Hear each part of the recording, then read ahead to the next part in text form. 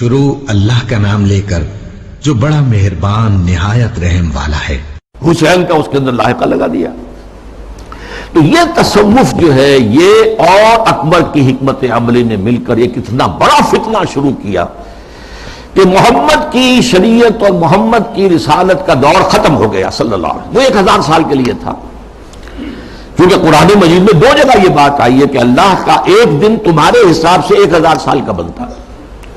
وہ ایک دن اللہ کا ختم ہو گیا اور یہ جو شریعت محمدی اور نبوت محمدی کا دور تھا وہ ختم ہوا۔ اب یہ ایک نیا دور ہے، اس میں جو ہے وہ دین الہی چلے گا۔ اس فتنے کا توڑ کیا حضرت مجدد الف ثانی۔ میں نے کہا تھا نا یہ الف ثانی کے آغاز میں فتنہ اٹھا، امت کی عمر کا دوسرا ہزارہ جو ہے دور وہ شروع ہو رہا تھا، 1000 سالہ دور۔ تو وہ فتنہ جو تھا الف ثانی کا، اس کا توڑ کرنے کے لیے اللہ نے جس مجدد کو اٹھایا ہے اس کا وہ نام ہی پڑ گیا مجدد الف ثانی رحمۃ اللہ علیہ، شیخ احمد سرہندی۔ اس نے توڑ کیا، جس کے بارے میں اقبال کہتا ہے گردن نہ جھکی جس کی جہانگیر کے آگے، جس کے نفس گرم سے ہے گرمی احرار۔ وہ ہند میں سرمایہ ملت کا نگہباں، اللہ نے بر وقت کیا جس کو خبردار۔ ملت تو ختم ہو رہی تھی، اس لیے کہ ملت کی جو بنیاد جو ہے وہ حضور صلی اللہ علیہ وسلم کے اتباع اور اطاعت پر ہے۔ محض قرآن پر تو نظام کوئی بنتا ہی نہیں سرے سے۔ نماز کا نظام نہیں بنتا، اور کیا نظام بنے گا؟ نماز کا نظام کہاں بنے گا قرآن پر؟ تاکیدی حکم ہے نماز قائم کرو، نماز قائم کرو، نماز قائم کرو۔ وہ 5 نمازوں کا ذکر کہاں ہے؟ یہ ان رکعتوں کا ذکر کہاں ہے کہ فجر کی 2 ہیں فرض جو رکعتیں ہیں، اور ظہر اور عصر کی 4 ہیں، مغرب کی 3 ہیں، عشاء کی پھر 4؟ کہاں ہے؟ قرآن میں تو کہیں نہیں۔ اس لیے نظام اگر بنتا ہے، یہاں تک کہ نماز کا نظام بھی وہ سنت سے بنتا ہے۔ ملت بنتی ہے تو سنت سے بنتی ہے۔ بمصطفیٰ پر اساخی شرا کے دی ہماوست، اگر مؤون رسیدی تمام بولا بیست۔ اپنے آپ کو مصطفیٰ صلی اللہ علیہ وسلم کے قدموں تک پہنچا دو کہ دین تو نام ہی ان کا ہے۔ بہت صحیح بات ہے، اگر ان تک تمہاری رسائی نہ ہوئی تو سب مقبولہ بھی ہے۔ یہی فتنہ پھر 19ویں صدی میں سامنے آیا ہے۔ اب یہ ایک ہندو کے ذریعے سے آیا۔ راجہ رام موہن رائے بہت بڑا عالم تھا، فارسی کا، عربی کا، اردو کا، ہندی تو اس کی زبان تھی۔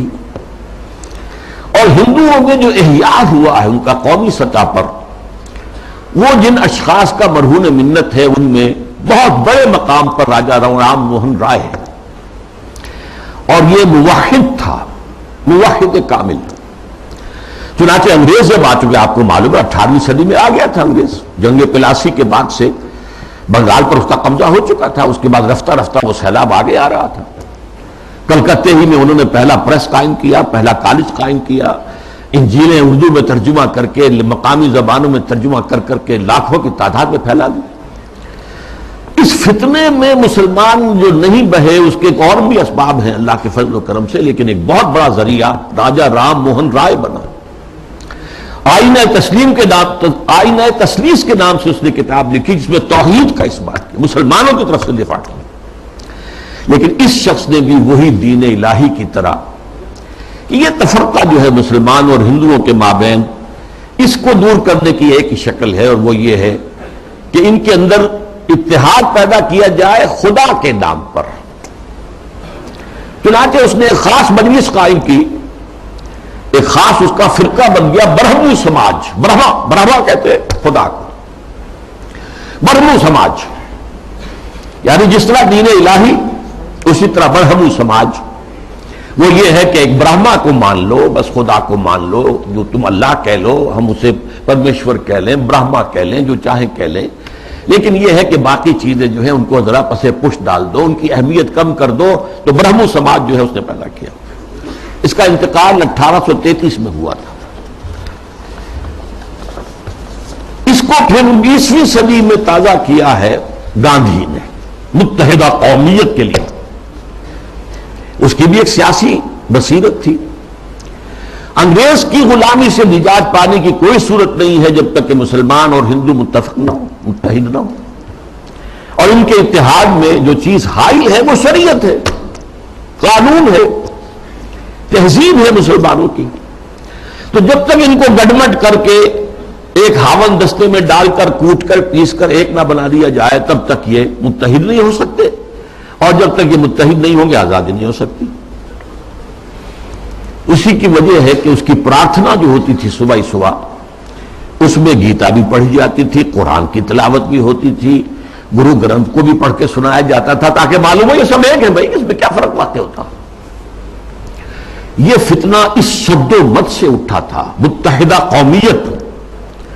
علماء کی کتنی بڑی تعداد تھی جو کہ مولانا حسین احمد مدنی رحمۃ اللہ علیہ کی سرکردگی میں اس متحدہ قومیت کی قائل ہو گئی، اور مان لیا انہوں نے کہ آج کل تو دنیا میں قومیں جو ہے وطن کی بنیاد پر بنتی، وطنیت۔ مولانا ابوالکلام آزاد بھی اس فتنے کا شکار ہوئے۔ اس فتنے کا توڑ کیا ہے جس شخص کو خصوصی نسبت تھی مجدد الفسانی سے رحمت اللہ علیہ، یعنی علامہ اقبال، کہ مسلمانوں کی قومیت کی بنیاد وطن نہیں ہے، مذہب ہے، اور مذہب جو ہے وہ نام ہے محمد صلی اللہ علیہ وسلم کے اطاعت اور اتباع کا۔ وطنیت کے بارے میں جو کچھ انہوں نے کہا، اس دور میں میں اور ہے، جام اور ہے، جم اور، ساقی نے بنا کی روش لطف و ستم اور، تہذیب کے آزر نے ترشوائے صنم اور، مسلم نے بھی تعمیر کیا اپنا حرم اور، ان تازہ خداؤں میں بڑا سب سے وطن ہے، جو پیرہن اس کا ہے وہ مذہب کا کفن ہے۔ یہ وہی بات جو مجدد الفسانی نے کہی تھی، اسی بات کو علامہ اقبال نے کہا ہے، اور ان کی بڑی گہری باہمی نسبت ہے۔ چوتھے نمبر پر پھر جب انگریز کا یہاں پر پورا تسلط ہو گیا 1857 کے بعد، تو فتنہ انکار حدیث پیدا ہوا، سنت رسول کا استخفاف۔ یہ چونکہ مغرب سے درآمد شدہ فلسفہ اور نظریات اور مغرب سے درآمد شدہ سائنس کے زیر اثر تھا، لہذا یہ فتنہ پورے عالم اسلام میں ہوا، اگرچہ اس کے مرکز دو بنے ہیں، ایک ہندوستان اور دوسرے مصر۔ مصر ثقافتی اعتبار سے عالم عرب کا امام، اور عجمی اسلام جو ہے اس میں سب سے اہمیت سب سے بڑھ کر وہ ہندوستان کو تھی۔ تقریباً پوری دنیا کی جو مسلمانوں کی آبادی ہے اس کا تہائی ہندوستان میں ہوتا تھا، آج بھی ایسا ہی ہے۔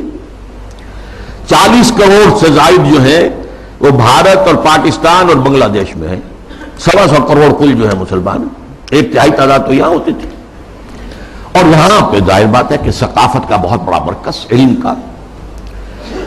اس میں جو آغاز ہوا سر سید احمد خان سر خیل،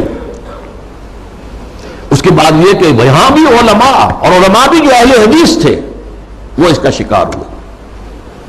مولانا عبداللہ چکڑالوی، چکڑالہ یہ چکوال کے قریب ہے، وہاں کے بہت بڑے عالم اہل حدیث، وہ اسی فتنہ انکار حدیث میں مبتلا ہوئے، پھیلایا انہوں نے بڑے پیمانے پر۔ اسی طرح مولانا اسلم جیراج پوری یو پی کے، انہوں نے اس فتنے کو بھڑکایا، وہ بھی اہل حدیث سے مسلک۔